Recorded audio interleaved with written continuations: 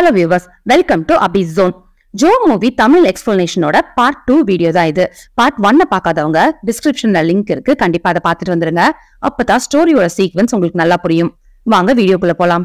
அந்த லெட்டர்ல சுச்சி, இந்த உலகத்திலேயே எனக்கு ரொம்ப பிடிச்சது நீங்க தான்ப்பா, அதே மாதிரி தான்ப்பா ஜோவும்.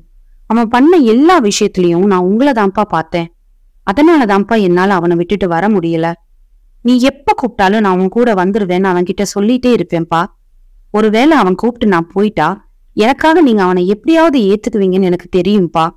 ஆனா அவனை ஒவ்வொரு தடவை நீங்க பார்க்கும்போதும் அவன் உங்களை அடிச்சதுதான்ப்பா உங்களுக்கு ஞாபகம் வரும். அந்த வழியை நான் உங்களுக்கு தரமாட்டேன்ப்பா. உங்களுக்காக அவன் எனக்கு வேண்டாம்ப்பா.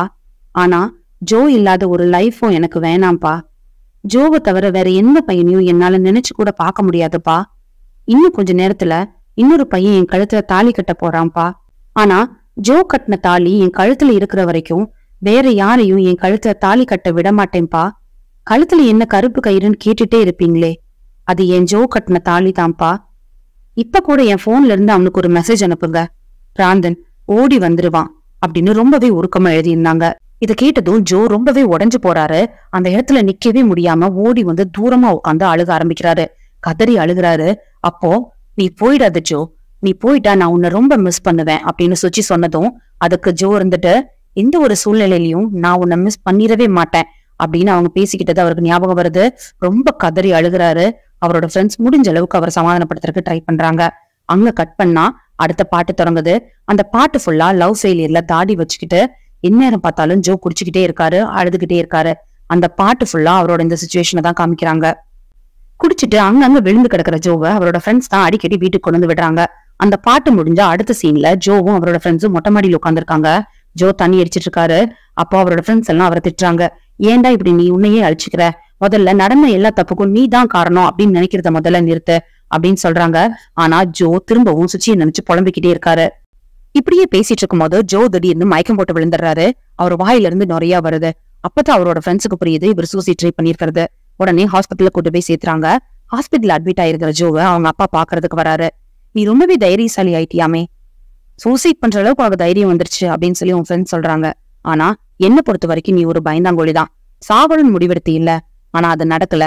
அப்போ இதை விட வேற என்னமும் உனக்காக காத்துட்டு இருக்குன்னு அர்த்தம். லைஃபை ஃபேஸ் பண்றதுக்கு தயாராயிரு அப்படின்னு சொல்லிட்டு அவங்க அப்பா அங்கிருந்து கிளம்பி போயிடுறாரு. ஜோ டிஸ்சார்ஜ் ஆகி வீட்டுக்கு வராரு. வீட்டு வாசல்லயே அவங்க அம்மா உட்காந்துட்டு இருக்காங்க. அவங்க அம்மாவை பார்த்ததும் ஜோ பக்கத்துல போய் எமோஷனலா அம்மா அப்படின்னு கூப்பிடுறாரு. ஜோவோட அம்மா ஜோவை நல்லா அடிக்கிறாங்க. அடிச்சுட்டு, ஏண்டா அவதான் உன்னை விட்டு போயிட்டானா, நீயும் அதே தப்ப பண்ணணுமா, எங்களையெல்லாம் பத்தி ஒரு நிமிஷமாவது யோசிச்சு பாத்தியா, அவன் உன் மேல வச்சிருக்கிறது லவ்னா நாங்கெல்லாம் உன் மேல வச்சிருக்கிறதுக்கு பேர் என்ன, என்ன சொன்ன, லவ் அட் ஃபர்ஸ்ட் சைட்டா, நீ பிறந்ததும் உன்னை கொண்டு வந்து என் கையில கொடுத்தாங்க, நான் உன்னை பார்த்தேன்ல, அதுதான்டா லவ் அட் ஃபர்ஸ்ட் சைட்டு. இது நாள் வரைக்கும் நாங்க உனக்காக தானே வாழ்ந்துட்டு இருக்கோம், எங்களை பத்தி ஒரு நிமிஷம் யோசிச்சு பாத்துருக்கலாம்ல அப்படின்னு சொல்லும் போது, இனிமேல் நான் இந்த மாதிரி பண்ண மாட்டேன் அப்படின்னு சொல்லி ஜோ அழுகிறாரு. அந்த இடத்துல அந்த சீன் கட் ஆகுது. அடுத்த சீன்ல ஜோவோட அம்மா வந்து ஜோ கிட்ட, எனக்காக என்ன வேணாலும் பண்ணுவியா, கல்யாணம் பண்ணிக்கோ அப்படின்னு கேக்குறாங்க. ஜோவும் சரிம்மா நான் பண்ணிக்கிறேன் அப்படின்னு சொல்றாரு. உடனே ஜோக்கு கல்யாணம் அரேஞ்ச் பண்றாங்க. இப்பதான் நம்ம முன்னாடி பார்த்த சீன்ஸ் எல்லாம் நடக்குது. பேச்சுலர் பார்ட்டில பயங்கரமா போதையில இருந்து ஜோக்கு கல்யாணம் பண்ணான ஸ்ருதி கால் பண்றாங்க. எனக்கு இந்த கல்யாணத்துல இஷ்டம் இல்ல, நாளைக்கு எப்படியாவது இந்த கல்யாணத்தை நிறுத்திடுங்க அப்படின்னு ஜோ கிட்ட கேக்குறாங்க. ஜோவும் சரின்னு சொல்றாரு. ஆனா அடுத்த நாள் காலையில ஜோ ஸ்ருதி கழுத்துல தாலி கட்டுறாரு. என்ன நடக்குதுன்னு புரியாத ஸ்ருதி ஜோவை பார்த்து முறைக்கிறாங்க. ஜோ சிரிக்கிறாரு. அந்த கல்யாண நாள் ஃபுல்லா ஸ்ருதி ரொம்பவே உம்முன்னு இருக்காங்க. ஜோவை முறைச்சுக்கிட்டே இருக்காங்க. என்ன நடக்குதுன்னு புரியாத ஜோ அன்னைக்கு நைட்டு மொட்டை மாடியில் நின்று யோசிச்சுக்கிட்டே தம் அடிச்சிட்டு இருக்காரு. அப்ப ஜோவோட ஃப்ரெண்ட்ஸ் ஜோவை பாக்குறதுக்கு வராங்க. அப்ப சாந்தா சொல்றாரு, மாப்பிள்ள ஒரு தப்பு நடந்து போச்சு, நேத்து உன் போனுக்கு ஸ்ருதி கால் பண்ணியிருந்தா, போனை நான் தான் எடுத்தேன், அவ கல்யாணத்துல எனக்கு இஷ்டம் இல்ல, கல்யாணத்தை நிறுத்துங்க அப்படின்னு சொன்னா, ஆனா போதையில நான் அதை உங்ககிட்ட சொல்ல மறந்துட்டேன்டா அப்படின்னு சொல்றாரு. இதை கேட்ட ஜோ ரொம்பவே ஷாக் ஆகுறாரு. சாந்தாவை போட்டு அடிக்கிறாரு.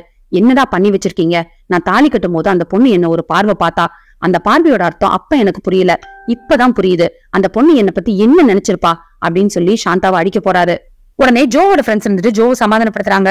இங்க பாரு, இது ஒரு ஆக்சிடென்டா நடந்துருச்சு, நம்ம வீடு இப்பதான் புயல் அடிச்சு கொஞ்சம் மாதிரி இருக்கு, திரும்ப கிறுக்குத்தனமா ஏதாவது பண்ணிட்டு இருக்காத, உனக்கு இப்ப கல்யாணம் ஆயிருச்சு, அவதான் உன்னோட ஒய்ஃப், ஏன் கல்யாணத்தை நிறுத்த சொன்னா அப்படின்னு சொல்லி அவகிட்ட போய் கேளு, அப்பா அம்மா நிலைமையும் கொஞ்சம் மனசுல வச்சு நடந்துக்கோ அப்படின்னு சொல்லி அவருக்கு அட்வைஸ் பண்ணிட்டு அந்த இடத்த விட்டு போயிடுறாங்க. என்ன பண்றதுன்னு புரியாது ஜோ ஸ்ருதியோட ரூமுக்கு போறாரு. அங்க ஸ்ருதி பெட் மேல உட்காந்துட்டு இருக்காங்க. ஜோ உள்ள வர்றதை பார்த்ததும் ஸ்ருதி இருந்துட்டு சிரிச்சுக்கிட்டே சாப்பிட்டீங்களா அப்படின்னு கேக்குறாங்க. உடனே ஜோவும் ஒண்ணுமே புரியாம ஆமா அப்படின்னு தலையாடுறாரு. உங்களுக்கு தூக்கம் வரலன்னா கொஞ்ச நேரம் பேசலாமா அப்படின்னு ஸ்ருதி கேக்குறாங்க. ஜோ சரின்னு சொல்ல, பெட் மேல இருந்து எந்திரிச்சு ஸ்ருதி ரொம்ப கோவமா, அடிச்சவன் தானே நீ, உனக்கு கல்யாணத்தை நிறுத்த முடியலன்னா நிறுத்த முடியலன்னு சொல்லிருக்கலாம்ல, அதை விட்டுட்டு வெக்கமே இல்லாம என் கழுத்துல தாலி கட்டிட்டு இங்க வந்து நிக்கிற அப்படின்னு கேக்குறாங்க. ஜோவும் தன்னோட சிச்சுவேஷனை எக்ஸ்பிளைன் பண்றதுக்கு ட்ரை பண்றாரு. ஆனா ஸ்ருதி ஜோக்கு பேசுறதுக்கு ஸ்பேஸே கொடுக்கல.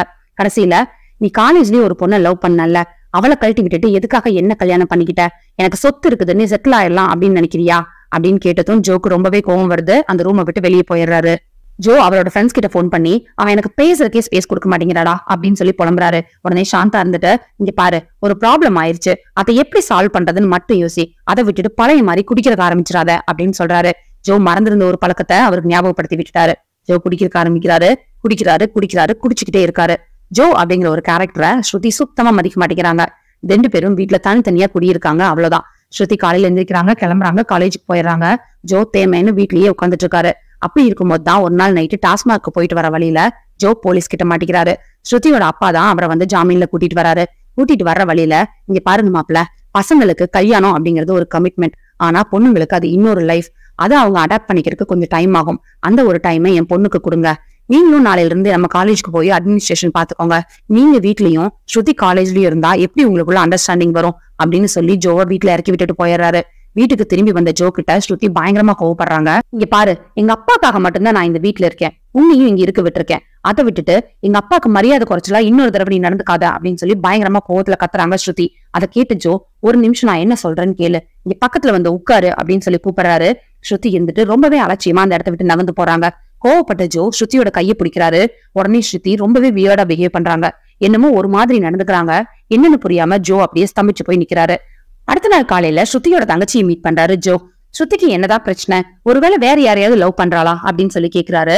அதுக்கு ஸ்ருதியோட தங்கச்சி இருந்துட்டு, ஐயோ அத்தான், அப்படி எல்லாம் இல்ல, அக்காக்கு இந்த கல்யாணத்துல இஷ்டம் இல்ல, நாங்க தான் கம்பல் பண்ணி வச்சோம், கொஞ்ச நாள் கழிச்சா எல்லாம் சரியா போயிடும், அது வரைக்கும் நீங்க கொஞ்சம் அட்ஜஸ்ட் பண்ணிக்கோங்களேன் அப்படின்னு ரெக்வஸ்ட் பண்றாங்க. அங்க இருந்து நேரா ஸ்ருதியோட காலேஜுக்கு போறாரு ஜோ. அங்க கேட்ல செக்யூரிட்டியா இருக்கிற சார்லியை மீட் பண்றாரு. சார்லி கூட பேசிக்கிட்டே கரஸ்பாண்டன்ட் ரூமுக்கு போறாரு ஜோ. கரஸ்பாண்டன்ட் ரூமுக்குள்ள என்டர் ஆகிற ஜோவை பார்த்துட்டு ஸ்ருதி பயங்கரமா கோவப்படுறாங்க. நீ எதுக்கு இங்க வந்த அப்படின்னு சொல்லி கத்துறாங்க.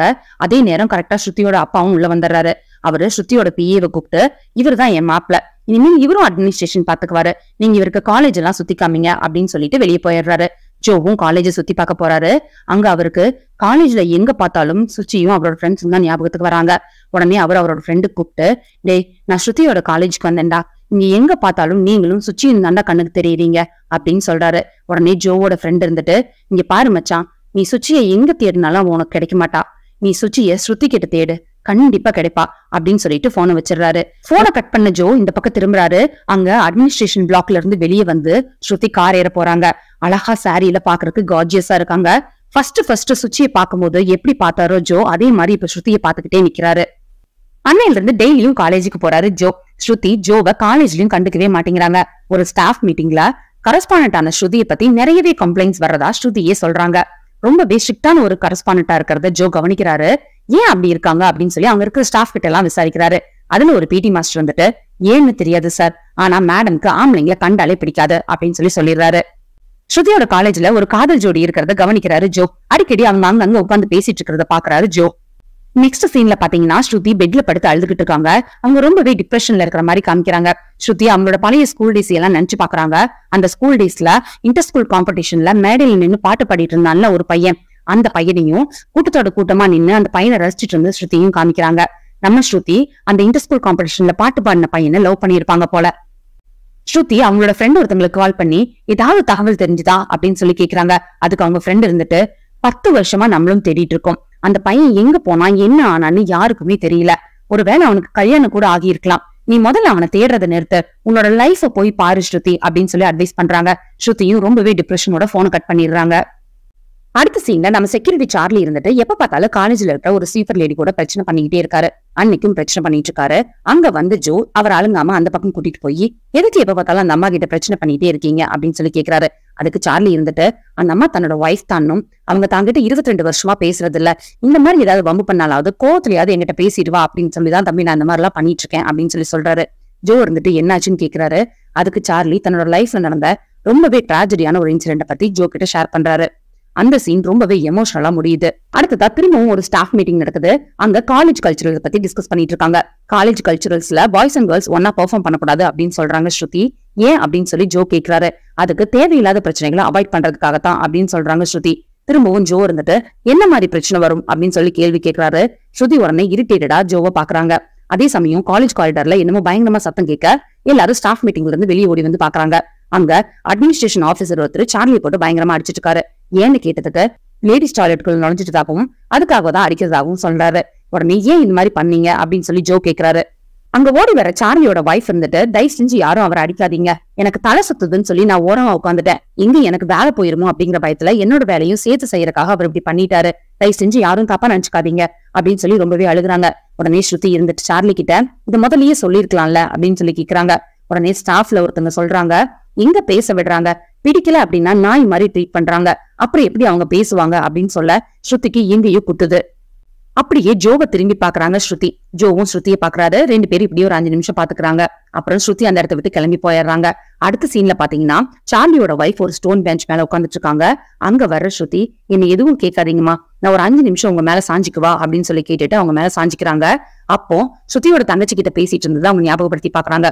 ஸ்ருதியோட தங்கச்சி இருந்துட்டு, நான் உனக்கு ஒரு விஷயம் சொல்றேன், நீ அன்னைக்கு நைட்டு போன் பண்ணப்போ போன் எடுத்தது அத்தான் இல்ல, அத்தானோட ஃப்ரெண்டு சாந்தா. அவர் அன்னைக்கு ரொம்பவே போதையில இருந்ததுனால நீ என்ன சொன்னனே அவருக்கு தெரியாது, இதை சொல்றதுதான் அத்தான் ட்ரை பண்ணிட்டே இருக்காரு, நீ அவருக்கு பேசுறதுக்கு சான்ஸே கொடுக்க மாட்டேங்கிற அப்படின்னு அவங்க தங்கச்சி சொன்னதை திரும்ப ஞாபகப்படுத்தி பாக்குறாங்க ஸ்ருதி. அடுத்ததா காலேஜோட கல்ச்சுரல்ஸ் காமிக்கிறாங்க. காலேஜோட கல்ச்சுரல்ஸும் நல்லபடியா நடந்து முடியுது. அதுக்கப்புறம் காலேஜ்ல ஒரு காதல் ஜோடி இருக்காங்கன்னு சொன்னோம் இல்லையா, அந்த காதல் ஜோடிக்கு நடுவுல ஒரு பிரச்சனை வருது. அந்த பையன் அந்த பொண்ணு கிட்ட ஒரு தப்பான போட்டோவை வாங்கி வச்சுட்டு பிளாக்மெயில் பண்ணிட்டு இருந்திருக்கான். இந்த பிரச்சனைய நம்ம ஜோ ஹேண்டில் பண்ற விதத்தை பார்த்துட்டு ஸ்ருதிக்கு ஜோ மேல ஒரு நம்பிக்கை வருது. அடுத்த சீன்ல ஜோ கிட்ட பேசுறதுக்காக வராங்க ஸ்ருதி. ஸ்ருதி இருந்துட்டு ஜோ கிட்ட இவ்வளவு நாள் அவங்க நடந்துகிட்ட விதத்துக்காக சாரி சொல்றாங்க. ஜோவும் பரவாயில்லன்னு சொல்றாரு. அதுக்கப்புறம் ஸ்ருதி சொல்றாங்க, இனிமேல் என்னால உங்ககிட்ட மறைக்க முடியாது ஜோ, என் லைஃப்ல இன்னொரு பையன் இருக்கான் அப்படின்னு சொல்லி ஸ்ருதி சொல்லவும் ஜோ ஷாக் ஆகி அப்படியே ஸ்ருதியை பாக்குறாரு. அந்த சீன் அந்த இடத்துல கட் ஆகுது. அடுத்த சீன்ல பாத்தீங்கன்னா ஜோ அவரோட ஃப்ரெண்ட்ஸ் கிட்ட டிஸ்கஸ் பண்ணிட்டு இருக்காரு. ஸ்ருதியை அந்த பையன் கூடவே சேர்த்து வைக்க போறதா ஜோ சொல்றாரு. அதுக்கப்புறம் பாத்தீங்கன்னா ஜோ, ஸ்ருதி அவங்க ஃப்ரெண்ட்ஸ் எல்லாம் சேர்ந்து ஜோவோட வீட்டுக்கு போறாங்க. ஜோவோட அப்பாவும் அம்மாவும் ரொம்பவே சந்தோஷமா ஜோவையும் ஸ்ருதியையும் ஆரத்தி எடுத்து உள்ள வரவேற்கிறாங்க. அதுக்கப்புறம் ஸ்ருதியும் ஜோவோட அம்மாவும் பேசிட்டு இருக்காங்க. அந்த சமயம் ஜோவோட ஃப்ரெண்ட் அங்க வராரு. வந்து ஜோ கிரவுண்ட்ல இருக்கான், உன்னை கூட்டிட்டு வர சொன்னா அப்படின்னு சொல்லி ஸ்ருதியை கூப்பிடுறாரு. ஸ்ருதியும் போறாங்க.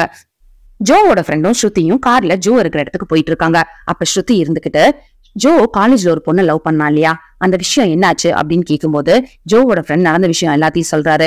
சொல்லிட்டு, நீ ஒன்னும் கவலைப்படாத, அந்த பையனை கண்டுபிடிச்சு ஜோ கண்டிப்பா அவங்க கூட சேர்த்து வச்சிருவான் அப்படின்னு சொல்லும் போது ஸ்ருதி சாக்காகிறாங்க. எனக்காகத்தான் ஜோ என்னை இங்க கூட்டிட்டு வந்தானா அப்படின்னு கேட்கும்போது ஜோவோட ஃப்ரெண்டும் ஆமான்னு சொல்றாரு. சுத்தி இருக்கிற எல்லாரும் ஜோவை புரிஞ்சுக்கும் போது ஜோ மட்டும்தான் என்ன புரிஞ்சுக்கிட்டான், ஆனா நான் கடைசி வரைக்கும் ஜோவை புரிஞ்சுக்கவே இல்லை அப்படின்னு சொல்லி ரொம்பவே ஃபீல் பண்றாங்க. கார் நேரா கிரவுண்டுக்கு போகுது. கார்ல இருந்து இறங்குற ஸ்ருதி நேரா ஜோ கிட்ட போறாங்க.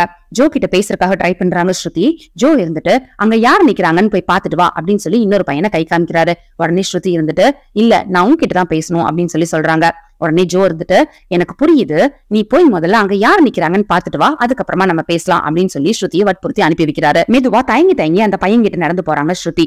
அவங்களுக்கு ஸ்கூல் டேஸ்ல ப்ரப்போஸ் பண்றதுக்காக தயங்கி நடந்து போன விஷயங்கள்லாம் ஞாபகம் வருது. மெதுவா போய் அந்த பையன் பின்னாடி நிக்கிறாங்க ஸ்ருதி. அந்த பையனும் திரும்புறான். திரும்பினதுக்கு அப்புறம் பார்த்தா இன்டர் ஸ்கூல் காம்படிஷன்ல பாட்டு பாடின அதே பையன் தான் இது. அவனை பார்த்ததும் ஸ்ருதி சந்தோஷப்படுவாங்கன்னு பார்த்தா பயங்கரமா ஷாக் ஆகுறாங்க. ஷாக் ஆயிட்டே ஜோவை திரும்பி பாக்குறாங்க. ஜோவும் அவனை ஊங்கி அரைஞ்சிட்டு வா அப்படின்னு சொல்லி சைகை காமிக்கிறாரு. உடனே ஸ்ருதி இந்த பக்கம் திரும்புறாங்க. அப்பதான் ஸ்கூல் டேஸை திரும்பி காமிக்கிறாங்க.